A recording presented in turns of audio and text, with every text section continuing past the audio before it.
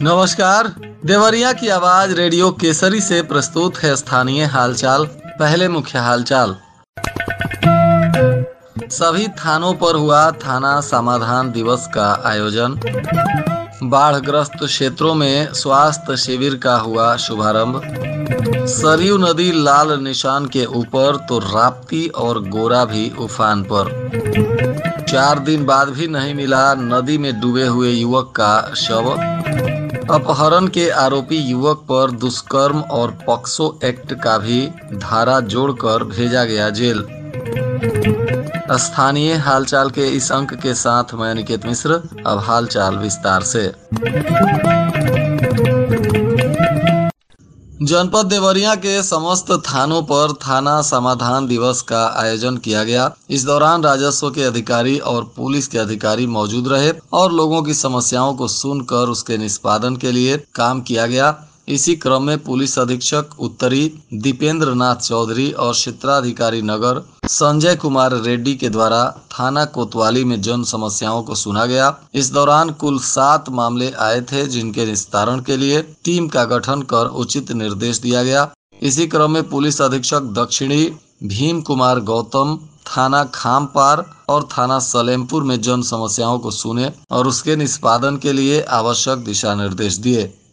Barhaj block के बाढ़ग्रस्त गांव परसिया देवार में शनिवार को हेल्थ एंड वेलनेस सेंटर पर स्वास्थ्य शिविर का आयोजन किया गया। स्वास्थ्य शिविर में गर्भवती महिलाओं की जांच, टीकाकरण, बीपी, शुगर की जांच सहित अन्य स्वास्थ्य सुविधाएं प्रदान की गयी। शिविर में आए मरीजों को जुखाम, बुखार, पेट दर्द, त्वचा रोग और फंगल इन्फेक्शन के मामले आए थे, जिन्हें आवश्यक ट्रीटमेंट किया गया। इस दौरान सैनिटरी पैड और निःशुल्क दवाएं भी लोगों को दी गई। शिविर का निरीक्षण करने पहुंचे सीएमओ डॉक्टर राजेश झा ने आए मरीजों से मिलकर सुविधाओं की जानकारी ली और चिकित्सकों को आवश्यक निर्देश दिए। सीएमओ ने कहा कि आशा कार्यकर्ताओं के द्वारा संचारी रोग नियंत्रण और दस्तक अभियान को लेकर क्षेत्र में लोगों के बीच जाकर इस अभियान को चलाया जा रहा है। साथ ही उन्होंने बाढ़ प्रभावित क्षेत्रों में आगे भी स्वास्थ्य शिविर लगाकर लोगों को चिकित्सा के क्षेत्र में सहयोग करने की जानकारी दी। जिले के रुद्रपुर, बरहज और भागलपुर में नदियों का जलस्तर बढ़ने से लोग दहशत में बताए जा रहे हैं। सरयू नदी खतरे के निशान 66.50 से ऊपर 90 सेंटीमीटर तक पहुंच चुकी है। वहीं भागलपुर में सरयू नदी खतरे के निशान से 42 सेंटीमीटर ऊपर बह रही है। नदी का पानी तटवर्ती इलाकों में तेजी से फैल रहा है। सरयू का पानी नरियाओं से देवराहा बाबा आश्रम पर जाने वाली सड़क पर चढ़ गया है, तो वहीं रुद्रपुर के गोर्रा नदी भी लाल निशान के ऊपर है। महज 15 सेंटीमीटर ऊपर बहने की बात बताई जा रही है। राप्ती नदी भी 35 सेंटीमीटर नीचे बह रही है। क्षेत्र के तिघरा मराठी बांध पर दर्जनों जगह रेन कट समूह फैलाए बैठे हैं। कछार के 64 और दोआबा के 52 गांव के लोग डरे सहमे हैं। बाढ़ को लेकर प्रशासन भी मुस्तैदी के साथ अभी काम कर रहा है। इधर छोटी गंडक नदी में सोनहुला रामनगर घाट पर एक युवक 4 दिनों पहले डूब गया था। अब तक उसका शव बरामद नहीं हुआ है, जिसको लेकर परिजनों और प्रशासन में भी परेशानी दिख रही है। बताया जा रहा है कि हरैया गांव निवासी राजकुमार सिंह उम्र 21 वर्ष पुत्र सूर्यभान सिंह मंगलवार की शाम में रहस्यमय ढंग से नदी में डूब गया था। इस मामले में परिजनों की तहरीर पर पुलिस ने गुमशुदगी का केस भी दर्ज किया है। इधर परिजन छोटी गंडक नदी के सोनहुला, रामनगर, बालपुर, श्रीनगर, मैनपुर, गंगाधर बाबा, सबवट और सिरवनिया तथा पटनमा पुल, गोरिया घाट इत्यादि जगहों पर सुबह से देर शाम तक युवक के शव की तलाश में जुटे रहे, लेकिन उसका कहीं कोई अता पता नहीं चल पा रहा है, जिसको लेकर पुलिस से गुमशुदगी की तहरीर दी गई है। हालांकि पुलिस भी इस मामले में अनुसंधान कर रही है। परिजनों का कहना है कि युवक अपने दोस्त के साथ गया था नदी में नहाने की बात बताकर, परंतु उसे शराब पिलाई गई और बाद में सोनहुला नदी घाट पर ले जाकर नाव पर चढ़ाकर धक्का देकर डुबो दिया गया। पुलिस इस मामले में 2 युवकों को हिरासत में भी ली है और इन लोगों से भी इस मामले में पूछताछ किया जा रहा है। खुखुंदू थाना क्षेत्र के एक गांव के युवक पर अपहरण का मुकदमा पुलिस ने दर्ज किया था। अब प्राप्त जानकारी अनुसार इस पर दुष्कर्म और पॉक्सो एक्ट की धारा भी जोड़ दी गई है और फिलहाल अब आरोपी को पुलिस ने गिरफ्तार कर न्यायिक हिरासत में भेजा है। बताया जा रहा है कि 29 जून को पीड़िता की मां की तहरीर पर पुलिस ने उसके गाँव के ही एक युवक के खिलाफ अपहरण का मुकदमा दर्ज किया था। जाँच पड़ताल शुरू की गई। न्यायालय में बयान के बाद पुलिस ने धाराओं की बढ़ोतरी करते हुए आरोपी को अब गिरफ्तार कर लिया है। उस पर पॉक्सो और दुष्कर्म का मामला भी दर्ज किया गया है और भाई पर भी धमकी देने का मुकदमा दर्ज हुआ है। इस मामले में प्राप्त जानकारी अनुसार युवक 14 साल की उम्र की एक किशोरी को 4 साल पहले अपने प्यार के जाल में फंसा लिया और उसी समय से किशोरी का शारीरिक शोषण भी करने लगा। आरोप है कि जब माता पिता मजदूरी करने निकल जाते थे तो वह घर में आ जाता था और किशोरी को शादी का झांसा देकर लंबे लंबे सपने दिखाकर उसके साथ शारीरिक संबंध बनाता था। जून में युवक किशोरी को लेकर कहीं भाग गया और जब माता पिता दबाव बनाने लगे तो 11 दिनों के बाद घर लाकर युवती को छोड़ गया। मां आरोपी के घर उलाहना देने पहुंची तो पिता और भाई ने धमकी दी। इसी मामले में अब पुलिस युवक को गिरफ्तार कर न्यायिक अभिरक्षा में भेज दी है और अन्य आरोपियों पर भी कार्रवाई करने में जुटी हुई है।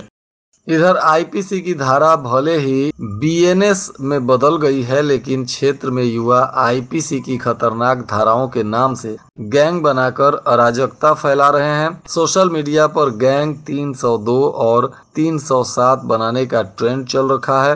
बताया जा रहा है कि इमामबाड़ा चौराहे के समीप सोशल मीडिया पर एक्टिव रामचक गैंग 302 और 307 के युवक मारपीट करने को एकत्रित हो गए। सूचना मिलने के बाद पुलिस मौके पर पहुंची तो डंडा रॉड लेकर जुटे हुए युवक खेत के रास्ते फरार हो गए। अब क्षेत्र के कुछ गांवों में युवक पूर्व से चल रहे आईपीसी की खतरनाक धाराओं के नाम से अपने अपने गैंग चला रहे हैं, जिसको लेकर अब पुलिस ऐसे लोगों की तलाश कर रही है। इधर बरहज के खोड़ा गांव के पास बेलडांड देवरिया मार्ग पर मोटरसाइकिल सवार बदमाशों के द्वारा समारोह में जा रहे एक वेटर से मोबाइल छीनने का मामला सामने आया है, जबकि बदमाशों ने ई रिक्शा छीनने का भी प्रयास किया, लेकिन शोर सुनकर राहगीरों और ग्रामीणों को जुटता हुआ देखकर बदमाश मोटरसाइकिल छोड़कर भाग गए। पुलिस अब इस मामले में मोटरसाइकिल को पकड़कर थाने लाई है और आरोपियों को पकड़ने के लिए जुटी हुई है।